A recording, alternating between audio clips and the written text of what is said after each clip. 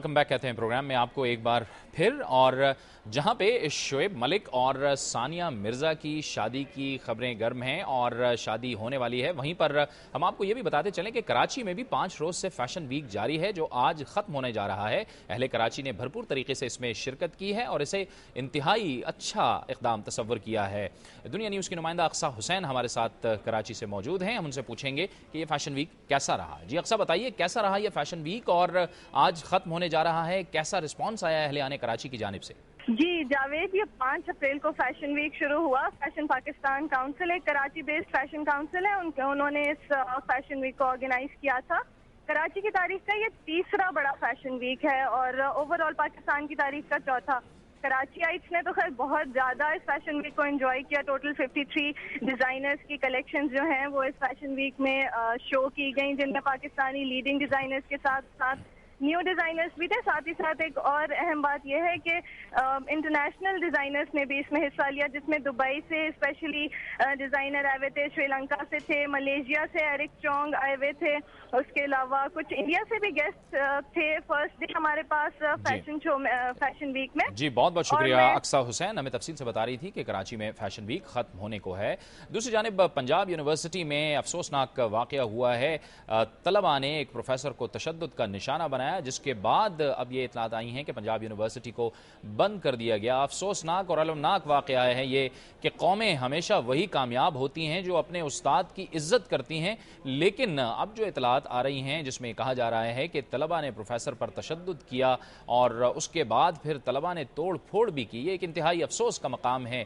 पाकिस्तान ज़ाहिर है कि हम तरक्की की मनाजिल की तरफ बढ़ने की कोशिश कर रहे हैं और पाकिस्तान को एक तरक्की याफ्ता मुल्क बनाने की कोशिश कर रहे हैं और बार बार ये बात कर रहे हैं कि पाकिस्तान को मुकम्मल तौर पे तालीम याफ्ता अफराद की ज़रूरत है। यहाँ पे तालीम को बढ़ाया जाए, जहालत को ख़त्म किया जाए। ऐसे माहौल में, ऐसे तनाजुर में यूनिवर्सिटी के तलबा का प्रोफेसर पर तशद्दुद करना ये कई सवालात को जन्म देता है। इस वक्त हमारे साथ टेलीफोन लाइन पर मौजूद हैं पंजाब यूनिवर्सिटी के वाइस चांसलर डॉक्टर मुजाहिद कामरान। बहुत बहुत शुक्रिया डॉक्टर साहब। कौमें वही कामयाब होती हैं जो उस्ताद की इज्जत करती हैं, ये क्या वाक़या हुआ है पंजाब यूनिवर्सिटी में?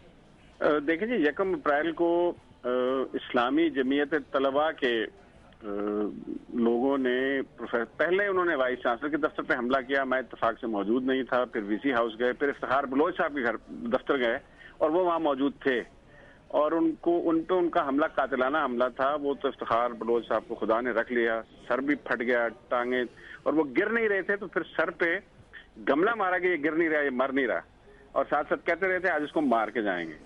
तो सिर्फ इसलिए कि वो डिसिप्लिन कमेटी के चेयरमैन थे और कानून शिकनी के ज़िम्न में कुछ अफराद को जिनका ताल्लुक जमीयत से ही था खारिज कर दिया गया था यूनिवर्सिटी से। अच्छा, ये डॉक्टर साहब यानी उस रिएक्शन में तलबा ने प्रोफेसर पर तशद्दुद किया है? ये रिएक्शन ही आप कह लें, लेकिन बात यह है कि रिएक्शन के लफ्ज से उनके जुर्म में तखफीफ होती है। ये काहे का रिएक्शन है कि आप उस्ताद का सर फाड़ना शुरू कर दें, अपील का हक उनके पास अपील कर देते। एपेलेट अथॉरिटी वाइस चांसलर है, वाइस चांसलर उसका फैसला कर देता।